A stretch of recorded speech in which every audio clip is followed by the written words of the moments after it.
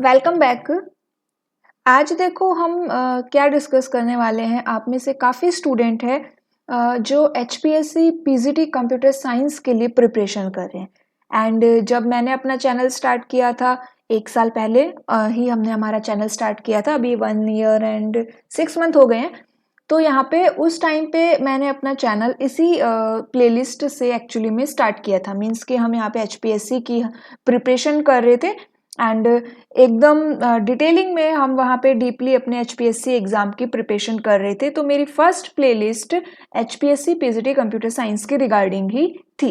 आज की डेट के अंदर उस प्लेलिस्ट में जब आप चेक करोगे ना तो उसके अंदर 132 प्लस आपको कुछ वीडियोस मिल जाएंगी एंड एमसीक्यूज अलग रहेंगे। तो हम इसी के बारे में यहाँ पे बात करेंगे।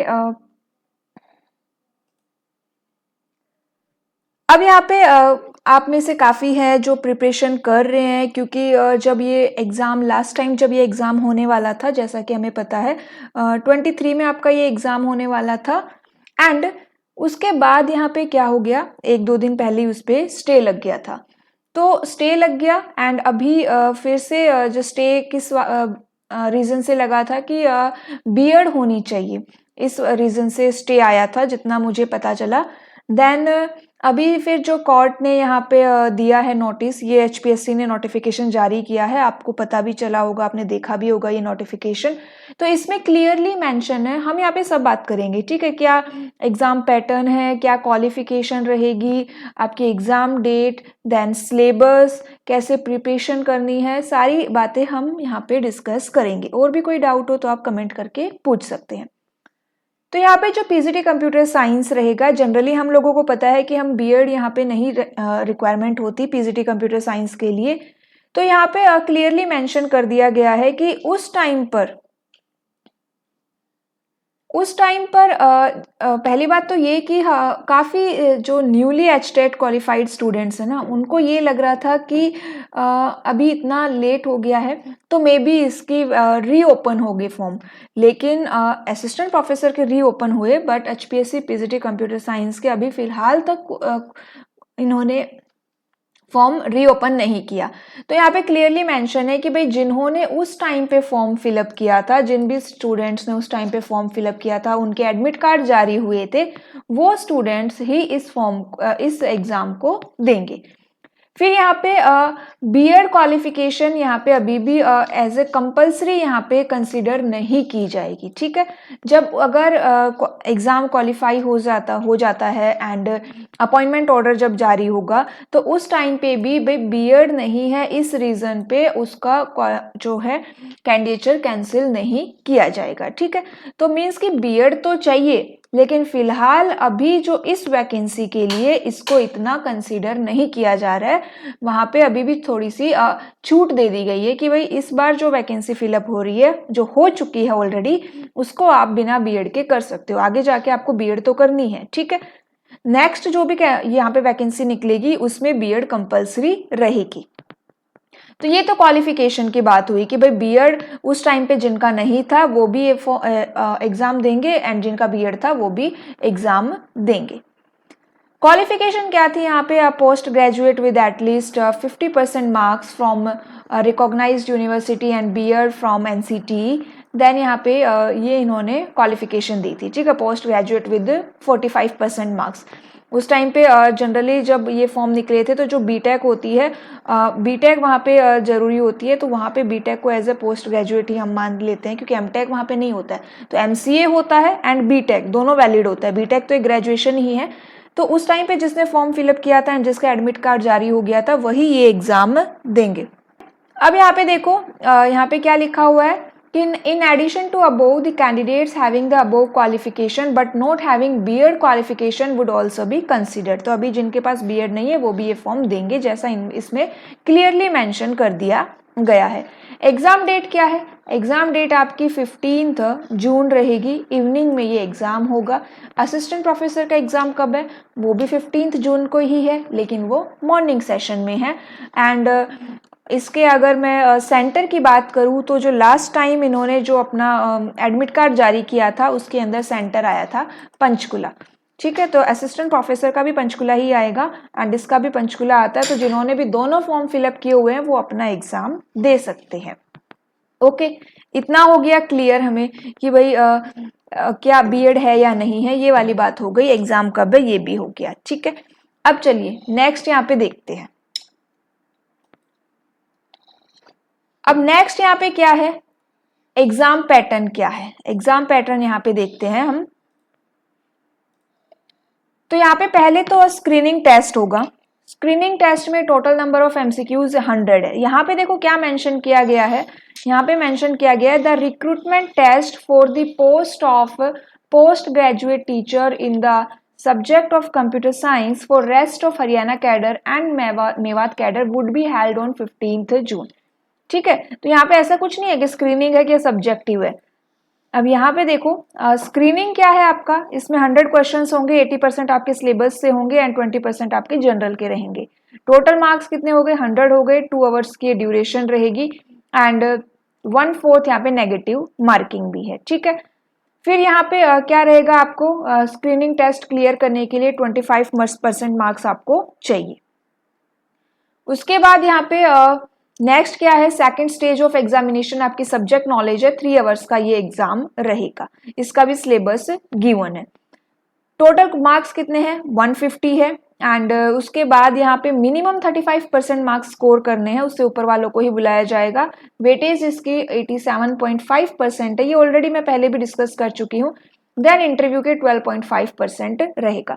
इन जो फाइनल मेरिट लिस्ट है वो आपकी second stage examination and interview का होगा। अब यहाँ पे देखो, जो लास्ट टाइम जो इन्होंने एडमिट कार्ड जारी किया था ना, उस टाइम पे इन्होंने मेंशन किया था कि कोई स्क्रीनिंग टेस्ट नहीं है पीजीटी कंप्यूटर साइंस के लिए, डायरेक्ट सब्जेक्ट नॉलेज टेस्ट के लिए वो एडमिट कार्ड जारी हुआ था। ठीक है, सिलेबस क्या है इसका, सिलेबस देख लो यहाँ पे। स्क्रीनिंग के लिए एंड सब्जेक्टिव के लिए दोनों के लिए सेम सिलेबस है, कंप्यूटर सिस्टम एंड ऑर्गेनाइजेशन।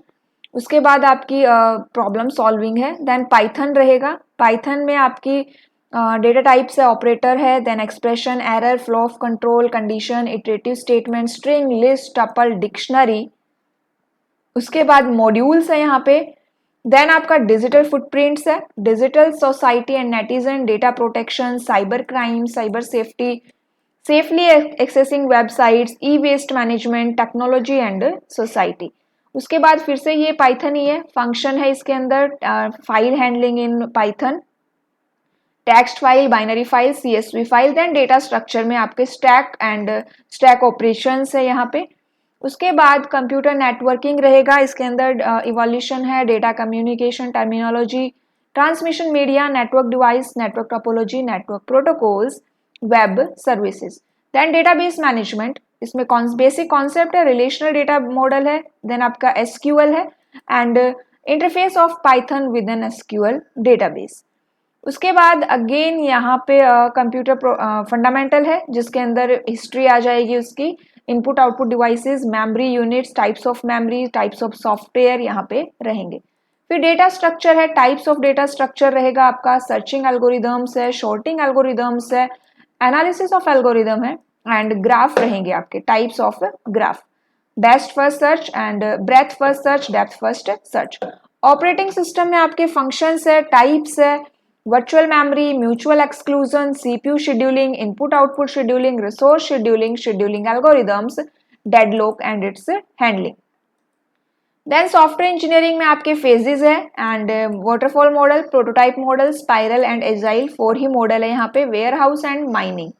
उसके बाद डिजिटल इलेक्ट्रॉनिक्स में नंबर सिस्टम रहेगा आपका, लॉजिक से कॉम्बिनेशनल लॉजिक सर्किट से, logic gate, simplification, half and full adder, encoder, decoder and multiplexer, sequential logic circuit, flip flop, RAM and रोम।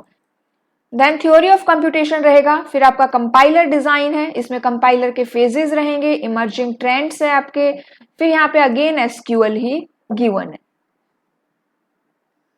उसके बाद आपकी ये वेब सर्विसेज है अगेन यहाँ पे। तो ये हमारा क्या है, सिलेबस है। ठीक है, तो एग्जाम डेट क्या है, 15 जून है, इवनिंग में है एंड ये जो सिलेबस मैंने यहाँ पे डिस्कस किया है ना, तो चैनल पे जाइएगा, वहां पे आपको HPSC पीजीटी कंप्यूटर साइंस की एक प्लेलिस्ट मिलेगी, एड्रेस स्टोर करता है। तो यहाँ पे जब आप इस प्लेलिस्ट पे क्लिक करेंगे, जैसे कि यहाँ पे आप चैनल पर जाएंगे तो चैनल पे आपको प्लेलिस्ट पे क्लिक करेंगे ना, तो प्लेलिस्ट पे जाइएगा एंड यहाँ पे आपको एक प्लेलिस्ट मिलेगी HPSC PGT कंप्यूटर साइंस की। मैं आपको दिखाती हूँ ये। तो यहाँ पे HPSC PGT screening and subjective आप व्यू फुल प्लेलिस्ट करेंगे देन तो यहाँ पे आपको स्टार्टिंग से एकदम लास्ट से जब आप देखेंगे ना, आपको एकदम लास्ट से देखना है। टोटल 132 यहाँ पे वीडियोस हैं। तो यहाँ पे जो फर्स्ट क्लास से आप स्टार्ट करिएगा 132 नंबर पर एकदम लास्ट में है, ये कंप्यूटर सिस्टम ऑर्गेनाइजेशन है यहाँ पे। देन उसके बाद क्लास 2, क्लास 3, क्लास 4 आप देखेंगे ना, तो एकदम आपका कंप्लीट सिलेबस इसके अंदर मैंने करवाया है। ठीक है, तो पूरा सिलेबस है, कोई भी ऐसा टॉपिक जो आपको कहीं पर भी नहीं मिल रहा है, जैसे कि रिसोर्स शेड्यूलिंग, वो भी यहाँ पे आपको मिलेगा। CSV फाइल्स वो भी मैंने यहाँ पे करवाया है।